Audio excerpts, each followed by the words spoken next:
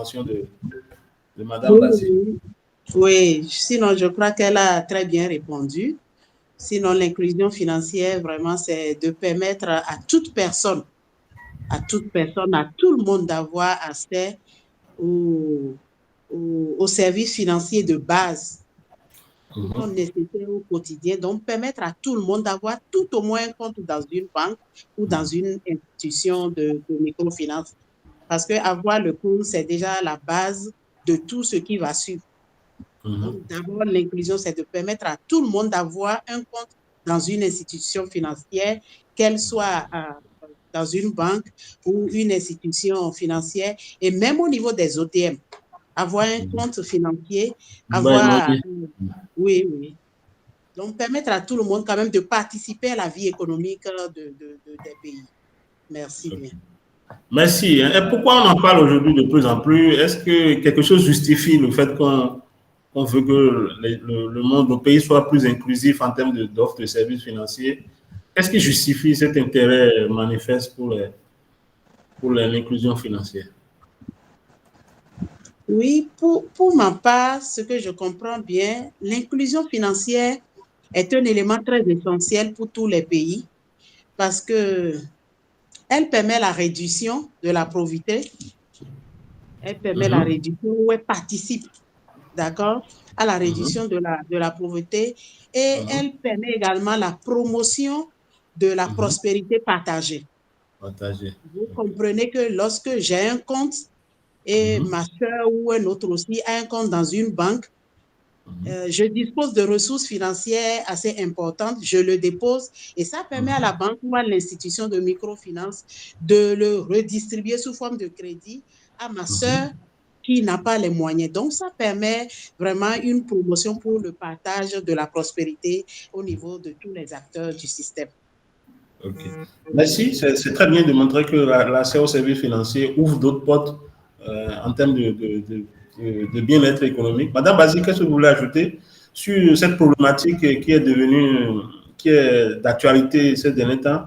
Pourquoi on s'intéresse beaucoup plus à l'inclusion financière? Bon, je pense que Madame Valentine a fait un développement assez large. Peut-être que ce que je vais ajouter, il y a aussi ce volet protection, je le dirais ainsi, parce que là, il s'agit de pouvoir offrir des services qui puissent quand même protéger la dignité de chacun.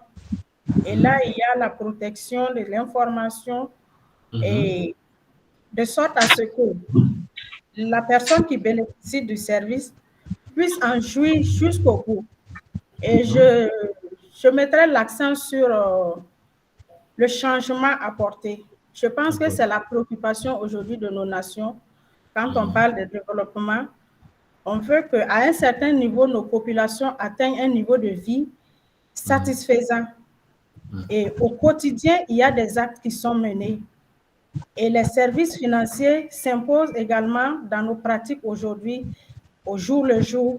Comme elle a dit, chacun puisse avoir accès à un compte, pouvoir accéder à un crédit et pouvoir développer son activité. Et parlant du compte, il ne suffira pas seulement d'avoir un compte, ouvrir le compte, déposer mon argent, si je n'ai pas d'autres services d'appui. Et je pense que la préoccupation est là aujourd'hui. Vraiment, merci d'avoir vraiment parlé surtout le volet protection, engagement social à travers l'offre de services financiers. Parce que la finalité, c'est vraiment, comme vous l'avez dit, Madame Basile, c'est le changement dans la vie, dans le respect de la dignité des clients des institutions de microfinance. Merci beaucoup pour cette intervention. Alors, au niveau des femmes, est-ce qu'il y a des caractéristiques par rapport aux problématiques de l'inclusion financière? Est-ce que c'est les femmes qui sont moins incluses financièrement ou bien elles sont plus dynamiques dans ce domaine-là? Comment la situation se présente à leur niveau? Madame Aroukono, vous pouvez y aller. Ok. L'inclusion financière qui est un facteur très essentiel pour toutes nos nations est souvent notée au niveau de la femme ou les femmes en général qui sont sous-représentés dans ce secteur-là.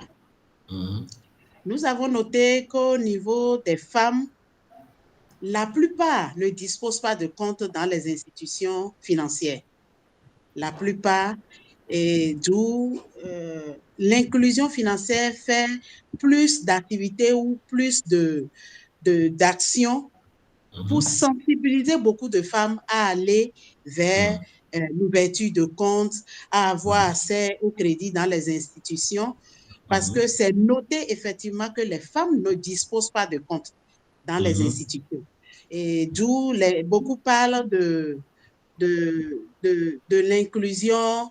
Les gens parlent souvent de l'inclusion qui ne prend pas en compte les hommes parce qu'ils constatent que les actions sont plus menées vers les femmes. Vers les femmes. Et effectivement, c'est noté que beaucoup de femmes n'ont pas de compte. Et aussi, nous avons noté que la pandémie de COVID-2019 a permis à beaucoup de femmes de relever leur niveau, surtout au niveau des comptes numériques. À cause de COVID-2019, ça a renforcé la nécessité pour une plus grande nombre de femmes à avoir de comptes dans les institutions. Donc, notez que les statistiques ont démontré que dans tout le monde entier, au moins 1,2 milliard d'adultes dans le monde ont de comptes, mais c'est seulement au niveau des dames qu'on note que le pourcentage n'est pas du tout élevé. OK. Ces derniers temps, il y a beaucoup d'actions, beaucoup de sensibilisation au niveau des femmes pour relever leur niveau afin de vraiment réaliser cette inclusion financière. OK, donc en vous écoutant, on voit bien que c'est les femmes qui n'ont pas vraiment accès aux services financiers, qui ne sont pas vraiment les plus inclus dans le système financier. Madame Bazi, comment vous voyez la situation au niveau des femmes? Oui, je suis d'avis, hein, les femmes sont très peu considérées et moi je ferais le lien, toujours restant dans la dynamique de changement, de développement. Quand on regarde dans nos sociétés aujourd'hui, la pauvreté, comme on aime le dire, elle a un visage féminin. Et même dans le milieu financier, nous voyons que, prenons le cas de nos banques, les banquiers ont tendance à s'intéresser beaucoup plus aux hommes et aux entrepreneurs. Heureusement que maintenant, il y a les institutions de microfinance qui ont mis l'accent quand même sur les actions des femmes. Et quand on fait un peu le point, les statistiques dans nos microfinances, dans nos institutions de microfinance, la majorité quand même de nos membres, ce sont des femmes. Peut-être qu'on dira que c'est à mon niveau, mais je pense que c'est un peu quand même, c'est un peu général ce constat-là. Et donc, la microfinance ayant cet objectif-là de vouloir quand même changer la condition de vie des femmes, je pense qu'il faut que les actions, comme je le disais tantôt, les actions des institutions de microfinance, c'est de vraiment travailler à ratisser quand même un nombre important de femmes. Et nous sommes dans cette dynamique-là. Elle avait parlé tout de suite également de l'avènement du COVID qui a quand même facilité l'accès à certains produits financiers, notamment les services de mobile. Et ça, c'est effectif. Donc, voilà un peu ce que moi, je voudrais ajouter à ce niveau. Sinon, l'exclusion, en tout cas, est toujours là. Moi, je le dirais comme ça. Au niveau de... Les femmes sont exclues. Je pense que c'est toujours pas au top. D'accord. Alors, comment vous venez tout à l'heure de parler un peu des services financiers aujourd'hui, enfin, l'accès à certains services financiers qui se sont améliorés qui s'est amélioré avec la COVID. Alors, comment au niveau de votre institution, dans votre offre de services, comment vous prenez en compte la question de l'inclusion financière? Oui, Madame Bazi, vous avez toujours la parole. Hein?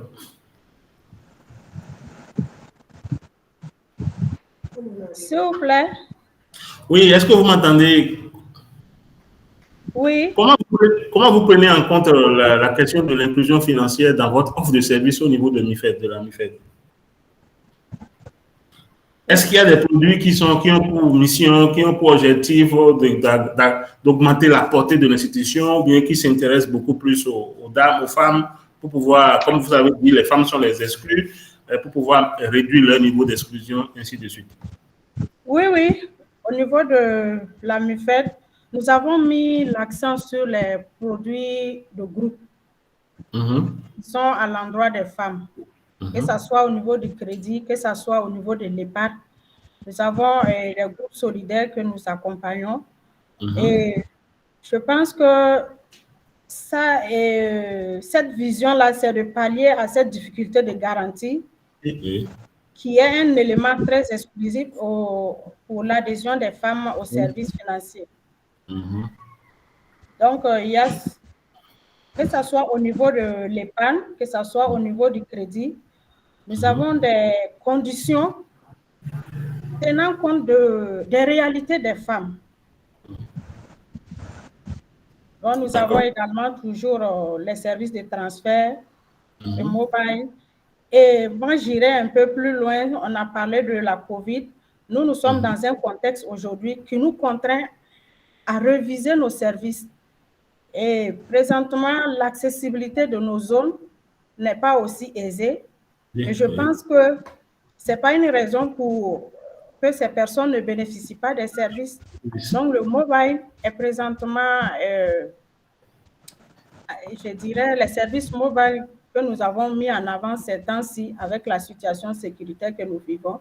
Parce que là, nous avons du crédit placé, nous avons de l'épargne également qu'il faut. Donc, les remboursements, c'est par mobile, l'épargne également. Et nous avons la petite tontine aussi. Nous l'avons dénommée Doni Doni, c'est un terme en langue locale ici qui veut dire petit à petit, c'est une épargne, voilà. Et donc, cette épargne-là, nous l'avons étudiée vraiment répondant aux besoins des femmes. L'épargne, elles n'ont pas une grosse épargne, mais au jour le jour, elles peuvent quand même déposer quelque chose à côté. Et il y a aussi un petit crédit que nous avons adossé à cette petite épargne-là. Tout ceci pour permettre quand même à ces dames-là de pouvoir mener leur petite activité et de contribuer également au développement à leur manière. Voilà un peu. Merci. Merci beaucoup, Madame Bazi, pour ces efforts que vous faites. Alors, Madame, comment ça se passe dans votre offre de service? Comment vous tenez compte de l'inclusion financière? Merci, Monsieur Anvou. À Africa Finance, nous accompagnons beaucoup les femmes en prenant en compte cette inclusion financière. Et comme nous l'avions dit tantôt, ce sont les femmes qui sont laissées pour compte dans cette inclusion. Nous constatons, comme Madame l'a dit tout à l'heure, les banques proposent des services pour les hommes en quelque sorte, parce que les conditions proposées par les banques ne favorisent pas les dames. Et comme la microfinance est censée être proche des femmes, nous avons tenu compte de ça et ménagé toutes nos conditions d'accès à nos produits. Et par exemple, pour Africa Finance, périodiquement, nous subventionnons les ouvertures de compte pour les femmes. C'est intéressant. Les frais d'ouverture de compte dans notre institution, ça fait 5 500 francs CFA, mais périodiquement, nous invitons beaucoup de femmes à ouvrir de compte avec 0 francs. Wow, ça c'est très bien ça. Et pour les amener, les favoriser, les amener à avoir de compte. Et même au-delà de ça, nous faisons beaucoup de promotion des groupes solidaires où la garantie qui est donnée par chaque femme, c'est la caution solidaire. Elles se garantissent entre elles. Et une autre condition pour favoriser toujours les femmes au niveau de Africa Finance, depuis quelques années, nous avons permis aux femmes d'avoir accès au crédit jusqu'à 1 million de francs CFA sans garantie matérielle. ce qui est inédit, ce qui est rare dans beaucoup d'institutions de microfinance. Vous ne valorisez pas beaucoup ça. Moi, je viens d'apprendre ça. Je viens d'apprendre que vous permettez aux femmes d'ouvrir des comptes gratuitement et qu'elles peuvent avoir des crédits jusqu'à 1 million. Je pense que c'est des choses qu'il faut montrer pour valoriser votre engagement social. Voilà, merci beaucoup. Sinon, les femmes vont jusqu'à 1 million sans garantie au niveau de Africa Finance. Dès que nous constatons tout le sérieux au niveau de la femme qui évolue, parce que vous savez, il y a beaucoup qui font beaucoup d'activités, mais qui n'ont pas de garantie matérielle, qui n'ont pas d'actifs. Et c'est pour ça que nous avons pris sur nous de les accompagner jusqu'à concurrent de 1 million de francs CFA sans garantie. Et ça se passe bien. Merci beaucoup. Merci, merci pour tous ces efforts pour inclure davantage les populations exclues, notamment les femmes. Alors, on va venir maintenant sur le niveau de la gestion de tout ce que vous avez mis en place pour une plus grande inclusion des femmes. Madame Basile, est-ce qu'il y a des responsabilités particulières que vous confiez à votre personnel féminin, les femmes qui travaillent avec vous dans votre institution, pour cette inclusion que vous souhaitez, cette inclusion financière que vous souhaitez à votre cible? Est-ce qu'il y a des particularités? Est-ce que vous pensez que les femmes peuvent mieux faire ci que les hommes et que vous les associez à cela dans leurs responsabilités? Oui, au niveau de la méthode, nous avons un certain nombre d'activités que nous avons choisi de confier aux dames. Et là, il s'agit de la tontine, la collecte de l'épargne tontine, là, nous avons confié ça spécifiquement à des dames. En fait, ça a une explication historique, mais ce qui sous-tend ce choix-là, c'est la confiance. La confiance que les gens ont quand c'est une dame qui se présente. Et également au niveau de la caisse, la gestion de la caisse, je pense que nous ne sommes pas en marge par rapport à cette pratique qui est un peu commune. Quand bien même par moment, on trouve que c'est un peu de la ségrégation. La ségrégation positive, bien sûr. La discrimination positive. Voilà. Donc, je pense que côté gestion, liquidité, trésorerie, nous avons choisi de confier ça aux femmes. Et les débats également, nous avons parlé tantôt des groupes solidaires. Les groupes solidaires sont composés spécifiquement des femmes. C'est vrai que par moment, il y a des groupes mixtes, mais c'est très rare. Et là, les échanges, c'est avec des dames, des animatrices de crédit. Voilà. Et là, les dames sont disposées à échanger à bâton rompu.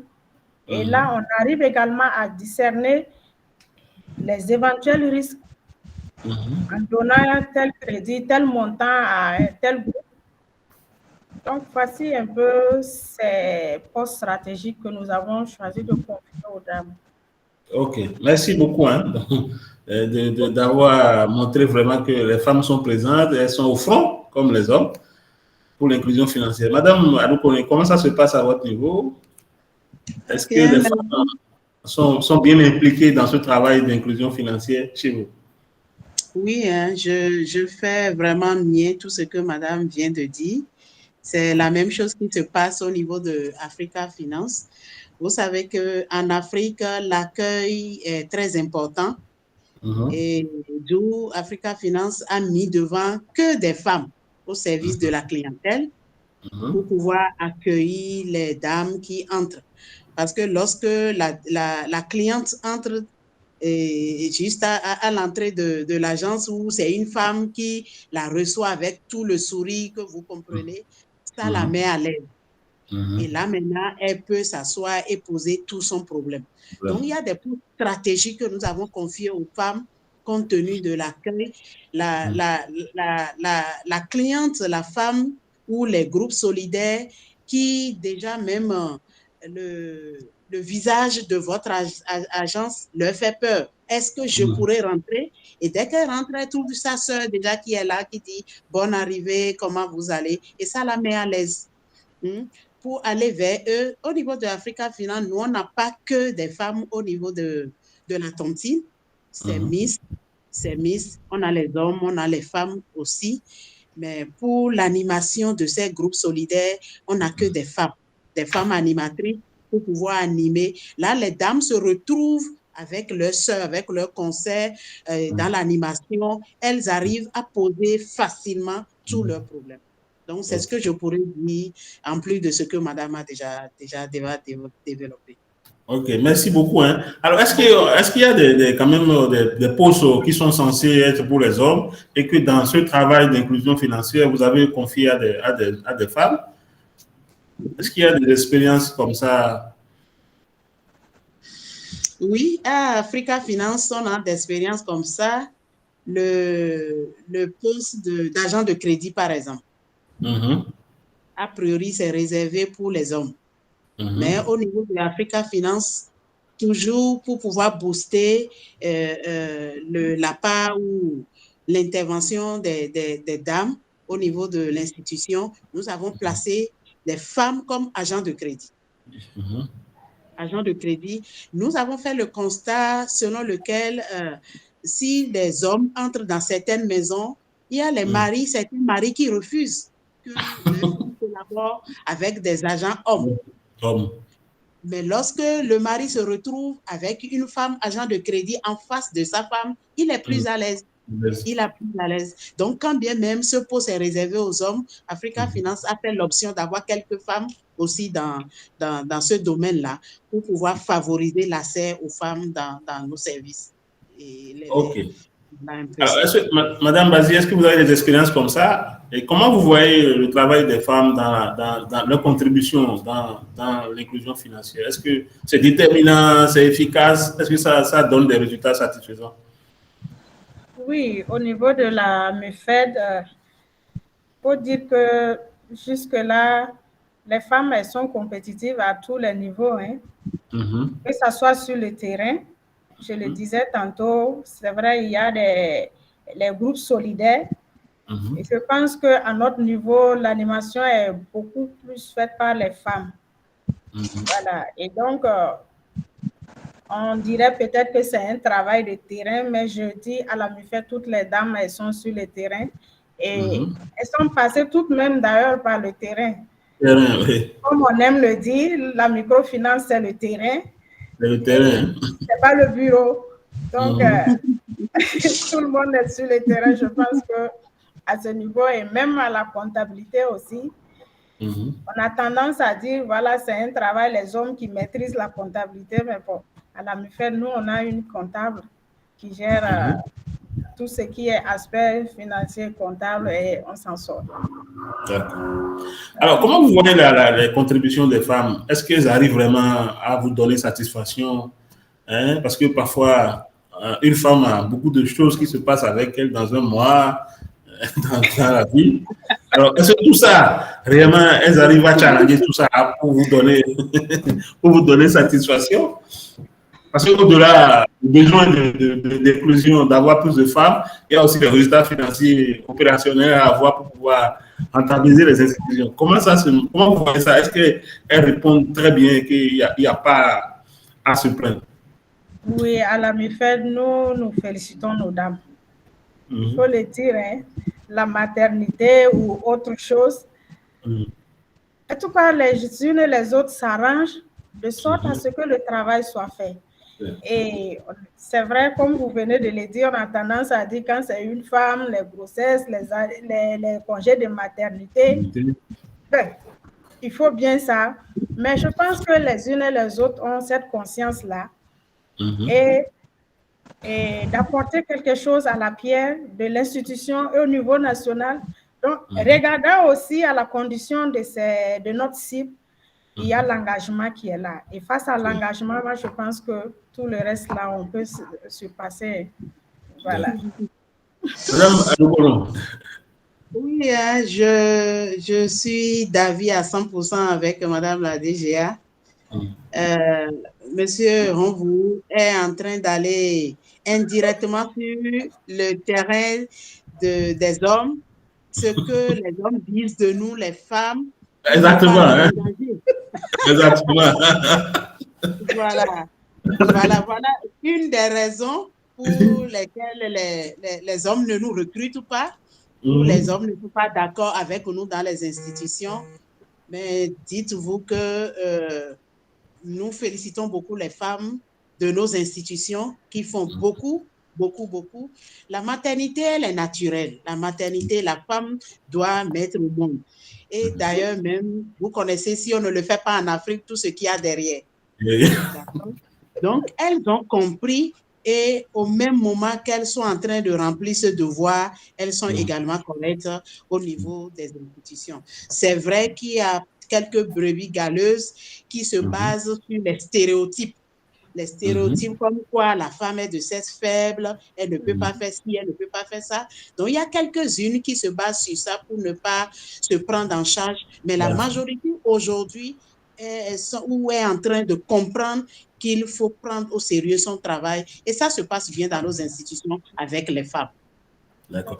Alors, comment vous voyez la différence entre le travail de votre personnel féminin par rapport au personnel masculin? Est-ce que les femmes prennent le dessus? Est-ce que vous voyez qu'il y a une différence? Il y a quelque chose qui différencie lorsqu'on a une femme à un poste et un homme au même poste? Est-ce qu'il y a une différence que vous voyez dans le résultat, dans la gestion de ce poste-là? La différence, je vais commencer et madame va terminer. La différence que nous avons notée au niveau de Africa Finance, d'abord on avait dit que toutes les femmes essayent quand même d'atteindre les objectifs. Mais la différence notoire que nous avons au niveau de Africa Finance, que nous avons constaté, c'est qu'il y a plus de confiance. Il y a plus de confiance à travailler avec le personnel féminin qu'avec le personnel masculin. Je ne suis pas en train de jeter la pierre aux hommes, pas du tout. Mais madame disait tout à l'heure qu'au niveau de nos caisses, par exemple, on n'a que des femmes. Pourquoi on place que des femmes au niveau des caisses? Vous comprenez? C'est la confiance. Lorsque la femme, on lui confie un poste, la plupart du temps, c'est des femmes qui ne déçoivent pas en matière de détournement, de malversation. Bien sûr, il y en a, mais ça ne fait pas légion. Ça ne fait pas légion. La femme est consciente et elle sait qu'elle est là pour travailler et gagner juste ce qu'on lui a promis, mais pas aller au-delà. Si vous mettez en place ou bien vous prenez 10 femmes à comparer avec 10 hommes dans un poste donné, vous allez voir qu'au niveau de la femme, peut-être c'est seulement 1% ou 2% qui ne vont pas respecter tout ce qu'il y a au niveau des procédures, tout ce qu'il y a par rapport à la malversation. Mais de l'autre côté, le pourcentage est élevé. Le pourcentage est élevé. Donc, le travail de la femme, et c'est vrai qu'au niveau de la force physique, on note que l'homme est plus fort physiquement, mais en dehors de ça, les femmes aussi font beaucoup d'efforts et c'est surtout la confiance qui est basée sur le travail de la femme au niveau de Africa Finance. Je vais laisser ma sœur aussi compléter. Merci. Oui, donc à vous écouter, la différence est beaucoup plus sur les valeurs, sur les comportements éthiques que les femmes sont plus enclins à adopter que par rapport aux hommes. Madame Bazik, comment vous voyez la différence là, entre le travail des hommes et... Oui, monsieur Sylvestre, vous l'avez dit, hein, quand on parle de valeurs morales, éthiques, moi je dirais sur 10, vous allez trouver les 7 chez les femmes. Hein. Et je pense que c'est ce qui même motive nos institutions, nous, le fait particulièrement. Nous avons confié quand même des responsabilités assez importantes aux femmes. Peut-être qu'on nous dira c'est parce que nous sommes majoritairement, notre effectif est à majorité femmes. Peut-être il va falloir aussi aller chercher pourquoi il n'y a que des femmes. Il y a toujours cette confiance-là et cette prise de conscience même quand vous confiez un travail à une dame. On nous reproche d'être dans les détails, mais je me dis que les détails sont bien. Les détails, il y a le sérieux caché derrière. Oui. Voilà. Comme on dit, le diable est dans les détails, donc il faut aller les chercher là-bas. Là, ici, c'est la bénédiction qui est dans les détails. Voilà. Ok. Donc, je vais plus loin aussi. Je fais appel à cet instinct maternel qui anime toujours la femme à bien faire son travail. J'ai un travail aujourd'hui et j'ai une famille en arrière qui regarde à moi. Donc, je ne mesurerai pas les choses comme l'homme qui va pas très loin. Vous m'excusez. Voilà, la décision est prise de façon hâtive et puis bon, après on se rend compte certainement que ce n'était pas la bonne. Donc il y a quand même toutes ces valeurs-là autour qui nous incitent à tout de suite à confier une tâche à une dame. Voilà. Ça ne voudrait pas dire que tout est clean au niveau des femmes. Voilà. Personne n'est parfait, mais le constat, en tout cas, que nous avons jusque-là, il y a quand même un crédit accordé au travail des femmes. Donc, il faut quand même dire qu'au-delà de ces comportements éthiques, de cette adhésion aux valeurs, c'est qu'aussi, c'est des femmes compétentes, hein, techniquement. Oui, bien sûr, c'était la condition même pour... Voilà. Parce que ce n'est pas une institution religieuse, une institution financière, c'est des choses, donc il faut développer les compétences. Donc, parallèlement à ça, ça ajoute des comportements éthiques. Elles sont plus à respecter les valeurs dans le cadre de leur travail. Et comme on le sait en matière de gestion des risques, les valeurs affectent les opérations. Hein, quand vous croyez que ce n'est pas bon de voler, même si à l'absence de procédure, à l'absence de tout dispositif, vous n'allez pas voler. Mais si vous n'y croyez pas, même si on met des procédures, on fait tout, vous allez toujours tenter de voler. Ok, merci. Merci beaucoup pour ces interventions très intéressantes. Alors, est-ce que vous pensez aujourd'hui que les femmes peuvent être considérées comme des instruments efficaces pour l'amélioration de l'inclusion financière de la population?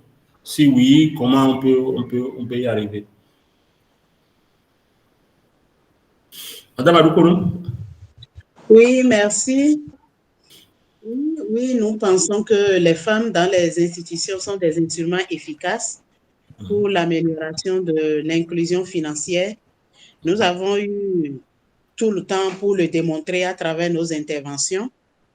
Lorsque la femme participe à la vie des institutions financières, et nous venons de dire que sur le plan compétence, sur le plan valeur, morale, éthique et tout, elles sont efficaces. Vous comprenez qu'effectivement, elles participent à l'inclusion financière, elles sont des instruments très efficaces. Donc, sortir les femmes de ce système, sortir les femmes de cette belle idée d'inclure tout le monde ne va pas réussir. Donc, vraiment des instruments au vu de tout ce que nous avions développé tout à l'heure. C'est ce que je pourrais dire. Merci bien. Merci. Madame Bézi. Oui, moi, comme ajout, je dirais effectivement les femmes sont des instruments, moi je dirais très efficaces même pour l'amélioration. Et au vu de tout ce que nous avons développé, et je reviens encore sur le fait que les exclus réels à l'heure là, ce sont les femmes. Et je pense que si des femmes sont à des positions aujourd'hui pour défendre cette position de sorte à ce que ces dames exclues soient prises en compte, parce qu'on a trouvé les bons éléments, les instruments efficaces, voilà. Et je me dis également que ces dames également travaillant dans les institutions de microfinance ont compris que l'autonomisation des dames ne passera que par leur prise en compte dans ce système d'inclusion financière. Donc, je pense qu'elles sont vraiment des instruments à ne pas négliger. Voilà, merci. Merci, hein, merci beaucoup. Alors, est-ce que pour vous, il faut mettre les femmes à beaucoup plus de décisions dans les institutions pour qu'elles puissent vraiment proposer les bonnes actions, mettre en œuvre les bonnes recettes qui permettent vraiment de booster l'inclusion financière de nos populations? Oui, hein, oui, monsieur Rambou, oui.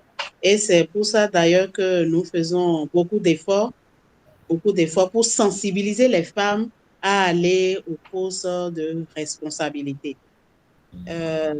Africa Finance, aujourd'hui, a amélioré ses conditions pour pouvoir donner accès à beaucoup de femmes. Peut-être que c'est parce qu'il y a une femme qui est la première responsable. C'est parce que peut-être, ce n'est même pas peut-être, c'est parce que c'est une femme, d'abord une femme au niveau du conseil d'administration, en tant que président du conseil d'administration, et une femme directrice générale. Tout ça a favorisé les meilleures conditions mises en place pour pouvoir accompagner les femmes.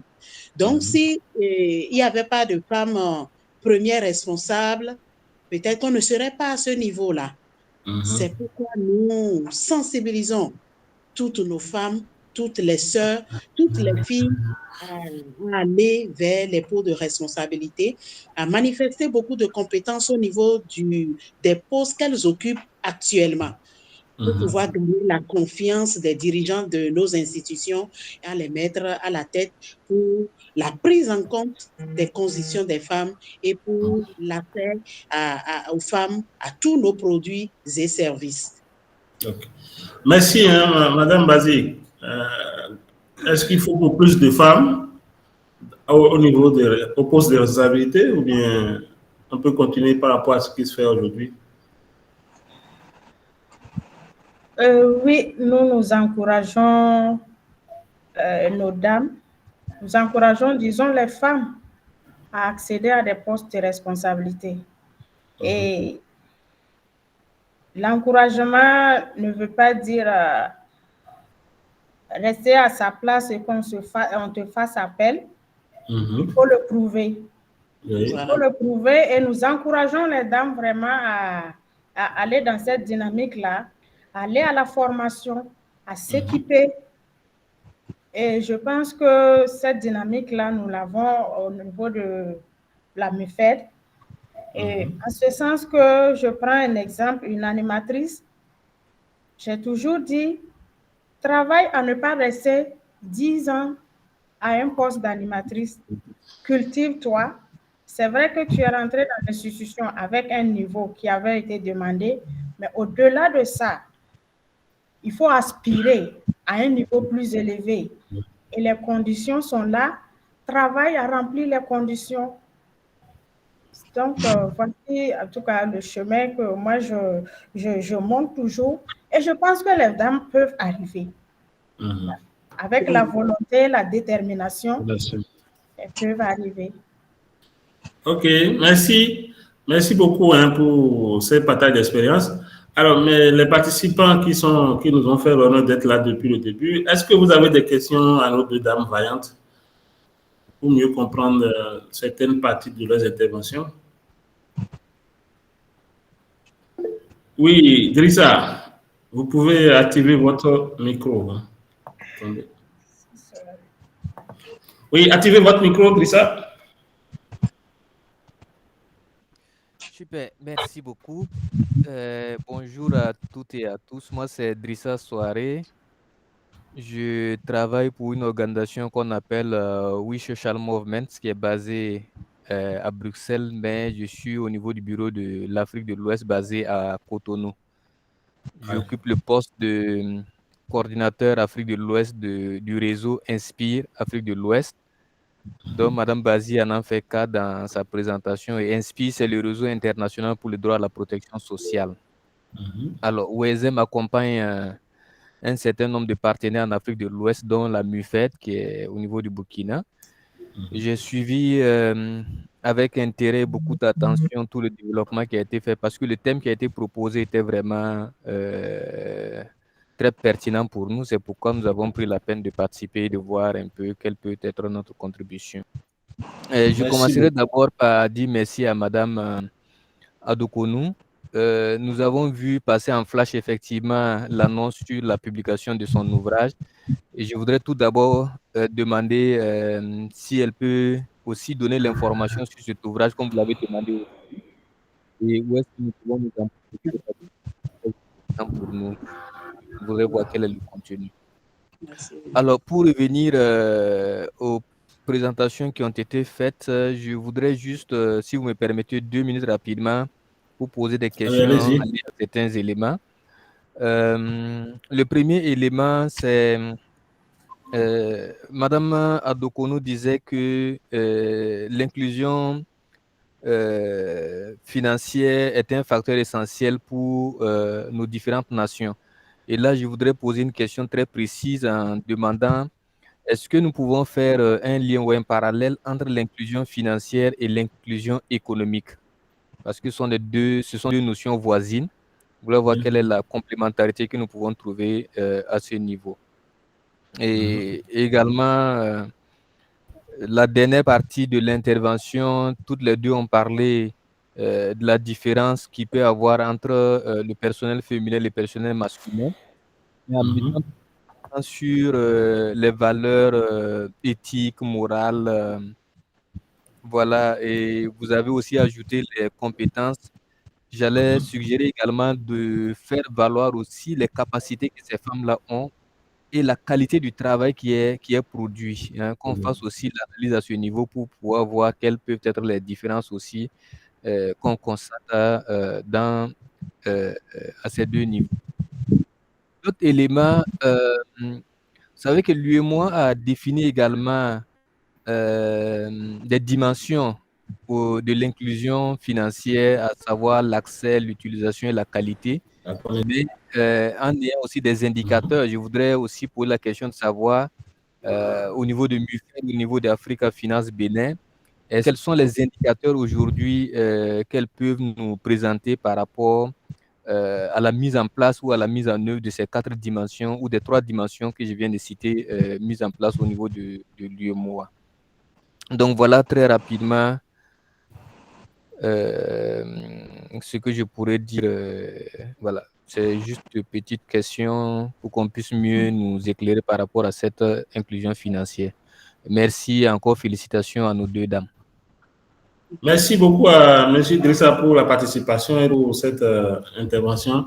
Alors, je ne sais pas si on fait le tour d'abord. Est-ce qu'il y a d'autres interventions? Est-ce qu'il y a d'autres interventions? Vous pouvez activer le micro et vous exprimer ou écrire dans la boîte de messagerie. Je vais me charger de porter l'information. Oui, M. Assoba, allez-y.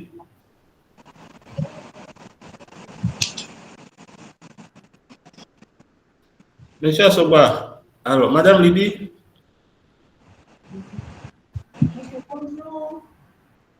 Bonjour. Je suis Madame David.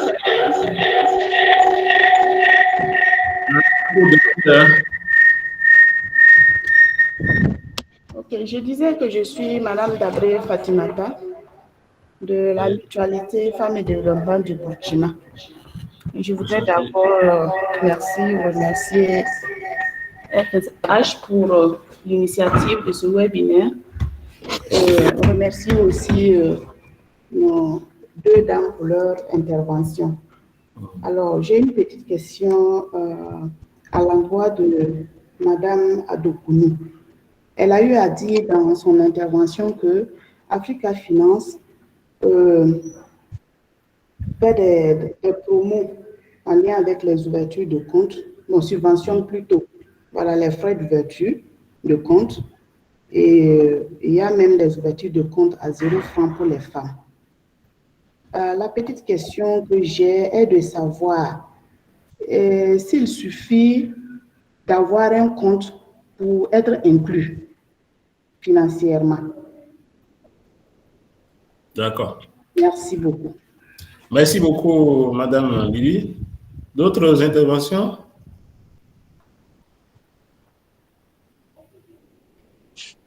Ok, on va permettre à Madame Adokono de répondre aux questions et aussi permettre à Madame Bazi aussi d'ajouter des compléments aux réponses de Madame Adokono. Madame Adokono, vous avez la parole. Ok, merci. Je vais commencer par la préoccupation de Madame Lydie. Merci à Madame Lydie, merci à Monsieur Drissa pour avoir participé et merci pour vos apports aussi. La question de Madame Lydie, elle veut savoir s'il suffit d'avoir un compte pour être inclus financièrement. Je dirais non. Je dirais non, pas parce que la dame a juste un compte qu'elle est déjà inclus. Mais disons que c'est déjà un pas.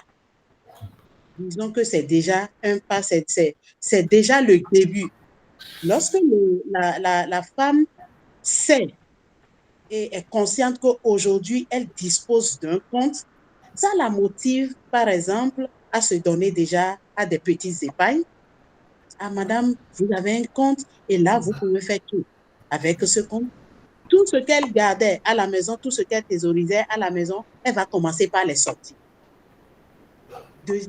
Premier niveau. Deuxième niveau, elle est motivée également à demander un crédit, par exemple. Et c'est progressivement qu'elle prend en compte tous les produits financiers de l'institution et voilà, elle fait partie désormais de la population qui dispose d'un compte dans une institution financière. Donc, le fait d'avoir juste le compte ne suffit pas pour dire qu'elle est inclue, mais c'est le début déjà d'un processus d'inclusion financière. C'est Tout à fait. ce que Ça ouvre les opportunités, des perspectives heureuses pour une meilleure inclusion financière. Oui, voilà. C'est déjà une motivation, c'est déjà, disons, une porte ouverte pour elle de continuer avec les autres services et produits de l'institution. D'accord? Merci. Allez-y. Bon, je ne sais pas, je laisse madame aussi apporter quelques éléments par rapport à ça avant qu'on aborde la question ou les questions de monsieur Drissa. Ok, madame Bazi. Oui, je suis par rapport à cette question. Oui, par rapport à cette question-là, je disais que je suis d'avis avec Madame Valentine. Il ne suffit pas seulement d'avoir un compte. Et derrière le compte, il y a les autres services liés. Et le compte, c'est déjà le départ. Et après, il faut effectivement travailler à bénéficier des autres services, aller au-delà de l'épargne, du crédit et même arriver à l'utilisation du mobile. Tout à fait. Parce que ce sont des éléments qui sont liés et je pense que certainement d'autres éléments même viennent au-delà du mobile à un certain moment. Donc, c'est tout un service et avoir accès à un déjà, c'est bon, mais sur toute la ligne, serait encore meilleur. Voilà. Ok. Merci. Merci. Alors, madame, l'intervention les préoccupations de monsieur Drissa, vous avez des réponses? Oui, je vais prendre les préoccupations liées aux indicateurs de l'Africa Finance. Et je vais laisser la première préoccupation à ma consoeur de répondre. Donc, par rapport aux indicateurs fixés par la zone UMOA, Monsieur Drissa, d'abord, merci beaucoup. Vous êtes au Bénin, mais je ne vous connais pas. C'est le moment pour nous de nous connaître. Donc, on aura le temps de se connaître mieux. Et jusqu'à ce que ma soeur du Burkina vous connaisse, moi qui suis au Bénin, je ne vous connais pas. D'accord, merci. Donc, je pourrais répondre par rapport à Africa Finance. Quelques indicateurs que je peux vous donner. Aujourd'hui, à Africa Finance, au niveau du personnel, on a un pourcentage de 52% de femmes au niveau de Africa Finance. Vous comprenez qu'avec d'abord ce pourcentage, les femmes travaillant dans le système financier, dans l'institution de microfinance d'office, elles sont des femmes incluses. Elles sont des femmes et déjà qui bénéficient ou qui donnent également les services financiers. En dehors de ça, dans le portefeuille crédit ou en général dans la clientèle, on a plus de femmes dans notre clientèle que d'hommes. Il y a plus de femmes dans la clientèle de Africa Finance que d'hommes. Et avec ces indicateurs, vous pouvez comprendre que effectivement, la femme est au cœur de nos actions. effectivement, la femme est au cœur de nos actions. Oui, dans le portefeuille crédit, il y a plus de femmes, c'est vrai, mais ce que nous sommes en train d'améliorer pour le moment, c'est le volume de crédit au niveau de ces femmes qui sont plus importantes, qui n'est pas ou qui ne dépassent pas le volume de crédit par rapport aux hommes. Et c'est ce à quoi nous sommes en train de travailler, d'où les nouvelles conditions d'accès au crédit, les comptes qui sont subventionnés quelquefois pour des femmes et également l'élargissement du montant dont bénéficiaient les femmes.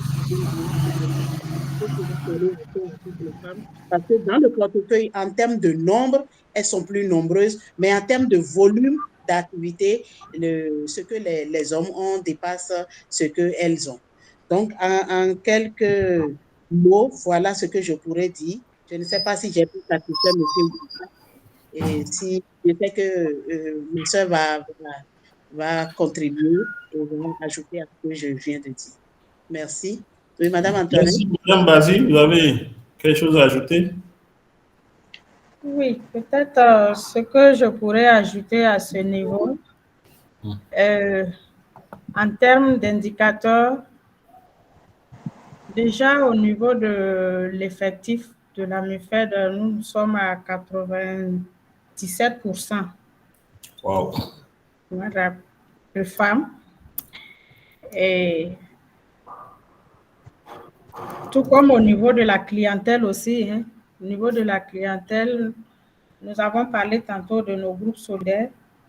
Et ces groupes-là, c'est vrai que le groupe est pris en tant qu'une seule entité, mais quand on fait un peu le détail, il y a l'effectif des femmes qui domine.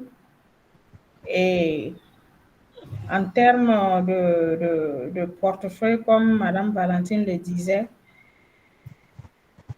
il y a un nombre important, mais le volume n'est pas consistant. Et la dynamique présente est de travailler à ce que les dames des groupes individuellement puissent atteindre un niveau de sorte à pouvoir mener une activité indépendamment de l'activité du groupe et sinon avoir son compte personnel à elle. Et je me dis qu'à ce niveau, au niveau du compte individuel, le volume du crédit sera plus important. Parce qu'il faut le dire aussi, les groupes aussi sont un peu cadrés. Il y a un certain nombre de conditions qui régissent le fonctionnement de ces groupes-là en termes de plafonnement de crédit. Donc, ce sont des éléments quand même qui limitent un peu le volume du portefeuille. Et voilà pourquoi nous travaillons à ce que chaque membre de ces groupes solidaires-là puisse accéder à un niveau de sorte à pouvoir se désolidariser du groupe. Donc, voici un peu ce que je peux ajouter à ce niveau. OK, merci beaucoup, Madame Bazi, pour ces interventions, ces contributions. Alors, est-ce qu'il y a d'autres interventions? Déjà, il est bientôt 12h30. On ne va pas vous garder trop. Oui, Maury, Monsieur Assoba. Ah, Madame Dembélé, on va vous écouter. Oui, Madame Assoba, allez-y. Merci bien, Monsieur Ronvo. Et tout à l'heure, apparemment, il y a eu des problèmes techniques. Oui. Et comme je le disais tout à l'heure, je suis Maury Assoba, et agent de la Banque centrale. Le thème m'a particulièrement plu et je crois que je vais déjà saluer les autres participants et remercier Madame Aloukonou et Madame Bazi pour leur présentation. Et pour moi, j'ai quand même quelques préoccupations et ces préoccupations concernent d'abord le profil risque en termes genre. Je voudrais demander quand même à nos présentatrices de nous donner leur opinion par rapport au profil de risque en termes genre. Deuxième préoccupation, c'est par rapport à l'effectif des femmes dans la clientèle des SFD. Nous notons quand même que les femmes, au regard des statistiques présentées par les deux dames, que l'effectif des femmes est plus élevé que celui des hommes. Mais malheureusement, le volume des transactions est très bas comparativement à celui des femmes. Comment est-ce qu'elles pensent relever ce défi? Comment est-ce qu'elles pensent relever ce défi? Bon, maintenant, la troisième préoccupation, c'est par rapport à la comparaison qui est faite entre les hommes et les femmes en ce qui concerne les agents. Et il y a quand même une question qui me vient à l'esprit. Est-ce que des fois, le mode de recrutement ne constitue pas une faiblesse pour les institutions de microfinance et par rapport aux différentes fautes qui sont commises par certains agents et surtout par rapport aux hommes? Et je voudrais finir pour leur dire bonne fête de Journée internationale de la femme parce que nous sommes en mars et c'est le mois de la femme. Et on est en train de parler de l'inclusion de la femme. Et je voudrais savoir, en tant que femme, en tant que responsable d'institution de microfinance, quel cadre cohérent comptez-vous mettre en œuvre en vue d'avoir des actions d'inclusion financière efficaces? Et voilà ce que je voudrais dire. Et enfin aussi, pour finir, dire avec les différentes mutations technologiques qui sont en cours aujourd'hui, peut-on vivre facilement sans être inclus financièrement? Voilà, c'est par cette question que je voudrais finir mes préoccupations. Je remercie une fois encore M. Ronvou pour ces initiatives. Merci bien.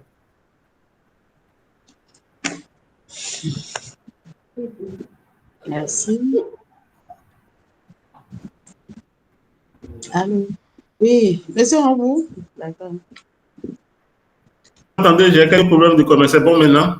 Oui, madame Noélie, je n'ai pas suivi la fin de l'intervention de M. Assoba, mais c'est très intéressant. On vous donne la parole tout à l'heure.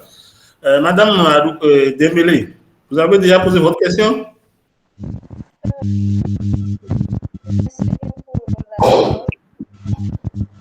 On ne vous entend pas bien.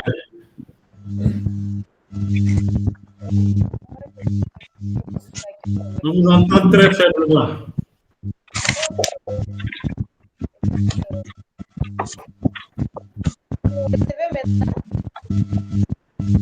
Allô? Oui, vous me recevez maintenant? Oui, mais ça crache toujours. Si vous avez des difficultés, vous pouvez écrire. Hein, je vais transférer ça aux dames, aux révélantes.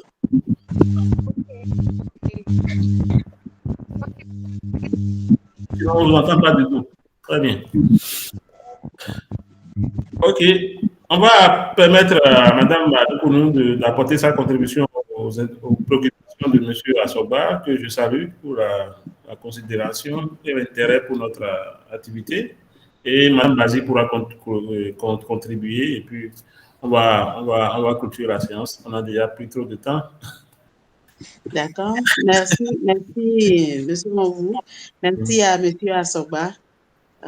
Nous sommes vraiment honorés d'avoir un cadre de la BCAO qui nous a suivis et qui peut également nous aider et après cette séance sur des points donnés, nous amener peut-être à mieux comprendre beaucoup d'autres thèmes. Merci beaucoup, M. Assoba. Je vais commencer par la première préoccupation. Il veut qu'on lui donne un peu quelques explications, ce que nous pensons par rapport au risque en termes genre. Si je comprends bien la question, je voudrais dire à M. Assoba qu'en tant qu'institution financière, en tant qu'institution de microfinance, nous sommes plus à l'aise en termes de risque à travailler avec les femmes. Nous sommes plus à l'aise en termes de risque à travailler avec les femmes parce que le constat aujourd'hui est que, en termes même d'agents personnels féminins, en termes de clientes, nous constatons que nous avons moins de risques à travailler avec les dames. Nous l'avions développé dans le webinaire, tout au long du webinaire, qu'au niveau du personnel féminin, on note moins de malversations. On note moins de manifestations, on note moins de détournements. Et nous sommes tentés, et toutes les institutions financières sont tentées à positionner des femmes au niveau de là où nous gérons plus d'espèces. Lorsque nous rentrons également dans la mise en place du crédit, d'ailleurs même, c'est pour cette raison que beaucoup d'institutions sont en train de vouloir travailler que des femmes. Je connais des institutions qui sont pratiquement à 100% féminin, je vais dire. Le cas de Mifed, de ma sœur, elle venait tout à l'heure de dire qu'il y a 97% de femmes, oui, au niveau de leur clientèle. Donc, en termes de risque, en matière de genre, on se positionne plus au niveau des femmes. Pas pour dire que tous les hommes sont tout ce que vous connaissez, pas pour dire ça, mais on a noté qu'il y a moins de risques. Il y a moins de... Lorsque moi, je suis au comité de crédit, par exemple, et que je prends un dossier d'un homme où on dit il veut prendre 5 millions, il veut prendre 10 millions, on écarquille plus les yeux, on fouille plus ce dossier que lorsque vous êtes en face d'un dossier d'une dame pour le même montant. D'accord? Donc, voilà un peu ce que je pourrais dire par rapport à la première préoccupation de M. Assogba. Ma soeur va ajouter. Je prends la deuxième question. Comment penser au défi de plus de volume? Parce que nous avions dit qu'au niveau du volume d'activité, les hommes, quand bien même en minorité, détiennent plus de volume que les femmes. Et qu'est-ce que nous pensons pour pouvoir renverser cette tendance? Nous l'avions dit déjà tout au long de l'activité, que nous sommes en train de favoriser les femmes parce qu'elles n'ont pas d'actifs. Elles n'ont pas d'actifs pour pouvoir avoir accès à des montants élevés. Elles n'ont pas d'actifs. C'est pourquoi nous avons relevé avant, au niveau de Africa Finance, sans actifs, c'est 200 000, 300 000. Mais à cause de ce que nous voulons intégrer, nous voulons que les femmes aient plus de volume également que les hommes, on a élargi l'enveloppe qui est réservée aux femmes, où des femmes aujourd'hui peuvent avoir accès à 1 million, quelquefois, on va à 1,5 million sans garantie matérielle. Donc, nous sommes en train d'évoluer progressivement et par la suite, on verra que les femmes aussi vont égaler les hommes en termes de volume dans le portefeuille de crédit. Merci, je vais m'en arrêter là. Il reste 2 autres questions que je peux laisser à ma sœur aussi. Merci bien. Ok, d'accord. Madame, vas-y. Oui, merci bien. J'allais aborder dans le même sens pour les 2 premières questions. Je dirais qu'au niveau du risque, il faut le dire, hein, dans nos institutions, ce n'est pas parce que nous travaillons avec des femmes et qu'il y a la confiance, il y a toute l'éthique qui est là. Non, ce n'est pas ce qui exclut déjà le risque. Mais comme nous l'avons dit, le risque est minime. Et je pense que ce soit au niveau du crédit, que ce soit au niveau de la collecte de l'épargne, et disons même au centre même de notre activité, il y a la confiance qui sous-tend beaucoup nos actions. Et je pense que sur cette base-là que nous avons dit que les femmes, avec les femmes, la confiance y est, mais ça n'exclut pas le risque. Et nous ne mettons pas effectivement qu'il peut y arriver, mais nous disons que c'est très faible, effectivement. Parlant du volume très faible de transactions au niveau des femmes, quand bien même elles occupent une part importante, que ce soit au niveau des effectifs du personnel, que ce soit au niveau de l'effectif des membres, c'est vrai. Les transactions au niveau de nos membres est faible par rapport à la représentativité qui est là, mais la dynamique qui est, comme nous l'avons expliqué, c'est de voir comment est-ce que ces femmes puissent avoir des activités à un autre niveau qui puissent leur permettre effectivement de demander, de faire des transactions de volume plus important. Voilà. Et je pense que l'initiative même des groupes solidaires est d'aller dans ce sens-là, aller les mettre déjà ensemble à un petit niveau, les accompagner, de sorte à ce que chacune à un certain niveau quand même puisse être indépendante. Et à ce niveau, je pense qu'elle pourra élargir quand même son activité et peut accéder à un volume plus élevé de crédit. Ça, c'est au niveau crédit et même au niveau de l'épargne, parce que les statistiques aussi au niveau de l'épargne, puisque c'est lié. Quand on fait le point, l'épargne, la bonne partie au niveau des hommes, et c'est lié en fait à l'activité. Et généralement, les hommes, en termes d'activité, ils sont beaucoup actifs dans les affaires.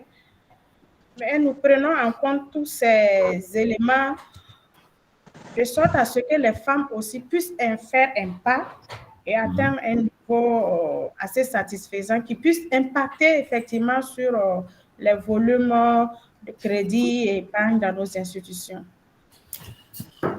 Parlant de la question suivante, oui. Monsieur Assomba demandait est-ce que il n'y a pas un petit problème au niveau du recrutement au vu des cas de fraude ou si j'ai bien compris la question. C'est ça? Oui, tout à fait. Je voulais que vous insistiez sur ça.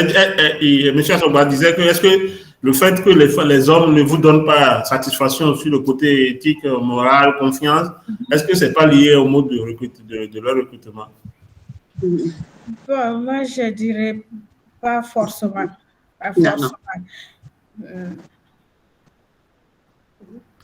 Ok, d'accord. Merci. Merci. En attendant, il y a Madame Noélie Dembélé qui vous remercie, qui est promotrice du cabinet en gestion des ressources humaines qui travaille qui fait la promotion du travail de maison. Alors, elle voulait savoir comment vos IMF peuvent accompagner ce personnel de travail de maison domestique vu leurs particularités. C'est généralement aussi des femmes, hein, ces travailleuses de maison.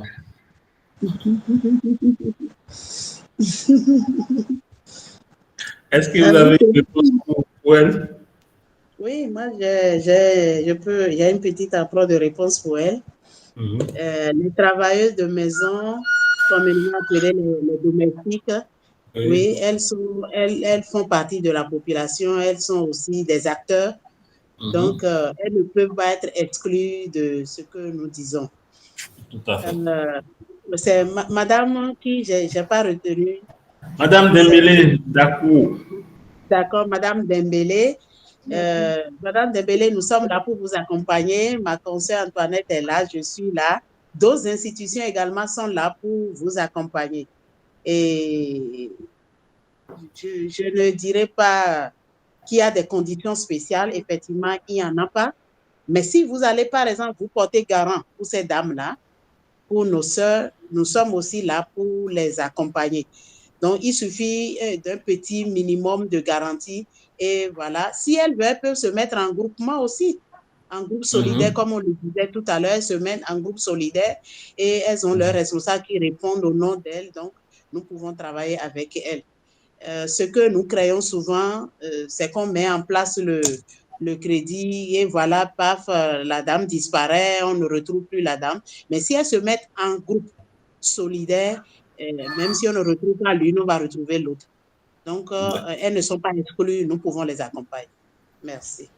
Merci beaucoup. Je pense que merci à chacun d'entre vous pour les interventions, pour votre participation à ce webinaire. Alors, on va rapidement permettre à Madame Bazi de donner son mot de fin et suivi de Madame Adoukolo.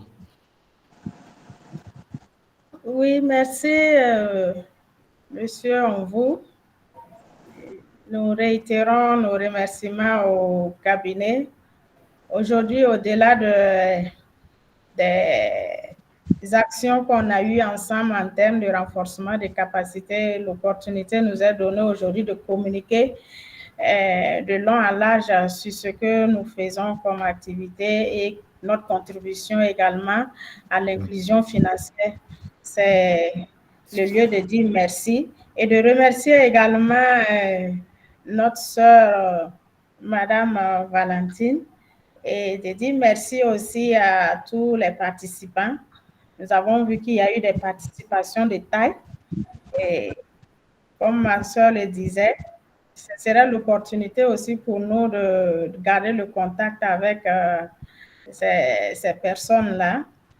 Nous sommes toujours dans la dynamique d'apprentissage aussi. Hein? Voilà. Donc, on gardera le contact pour les autres fois certainement. En tout cas, je dis merci à tout le monde. Et voilà. Merci beaucoup pour la participation, pour les interventions. Madame Adoukonou, votre mot de fin et aussi faites un petit clin d'œil à votre livre, votre ouvrage et parlez un peu rapidement de ça. Donc, merci bien, merci. On ne dira pas assez merci à M. Fonton et son cabinet. Merci à tous nos participants. Merci pour vos apports, merci pour tout ce que vous aviez fait pour nous. Et nous allons continuer les discussions après même ce webinaire, comme l'a dit ma sœur Antoinette. Pour finir, je voudrais parler de l'ouvrage que j'ai écrit. Ça porte sur l'entrepreneuriat féminin.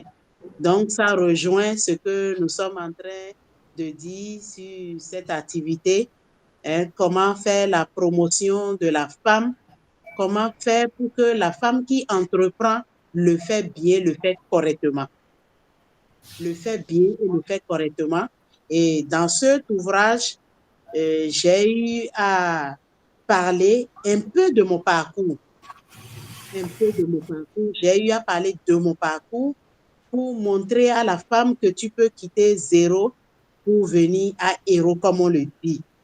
Lorsque nous étions en train de nous présenter, Madame Antoinette a dit qu'elle est rentrée à MUFED en tant qu'animatrice, si j'ai bien retenu ce qu'elle avait dit. Moi, je suis rentrée également dans la microfinance en tant que caissière. Aujourd'hui, je suis à la tête d'une institution. Donc, c'est mon parcours et je voudrais également, à travers cet ouvrage, demander à nos hommes d'avoir confiance en nous femmes. D'avoir confiance en nous femmes parce que la femme est un modèle de réussite. La femme est un modèle de réussite. Lorsque vous confiez vos affaires aux femmes, une fois que la femme sent qu'on a confiance en elle, elle fait bien, elle fait mieux. Donc, c'est un document pour encourager les femmes à mieux faire. C'est un document pour encourager les hommes à avoir confiance en nous. Je vais demander à tous ceux qui sont en ligne en nous suivant et ce jour de tout faire pour avoir le livre. C'est un grand label pour nous, hommes et femmes, pour l'entrepreneuriat féminin. Merci beaucoup. Le prix, c'est à 5 000 francs CFA. C'est à 5 000 francs CFA, mais à 5 000 francs CFA. Merci bien. Merci beaucoup à tout le monde. Donc, moi, je voudrais rapidement revenir sur nos prochains ateliers de formation. Le samedi, on sera ensemble pour l'audit, surtout la révision des comptes annuels. Et aussi, le 23, nous serons ensemble pour l'analyse de dossier de crédit. Et j'espère que je voudrais déjà remercier Mme Basile pour avoir inscrit des participants de son institution sur le crédit. J'espère que pour l'audit ne va pas tarder.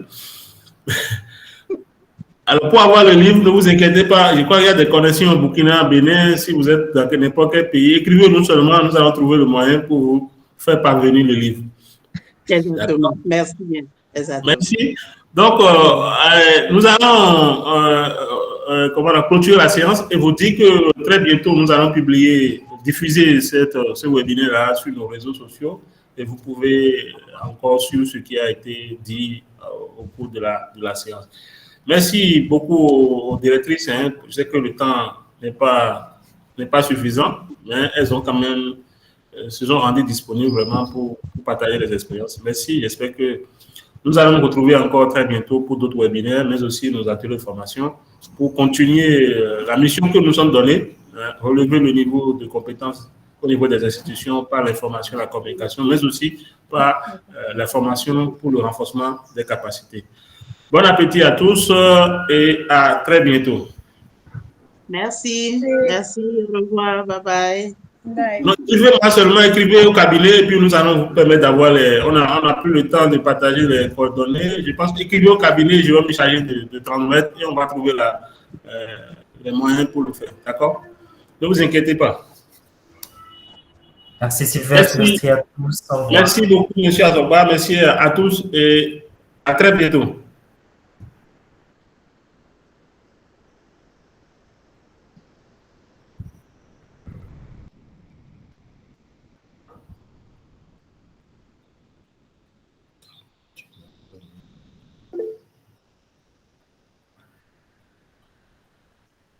Continue.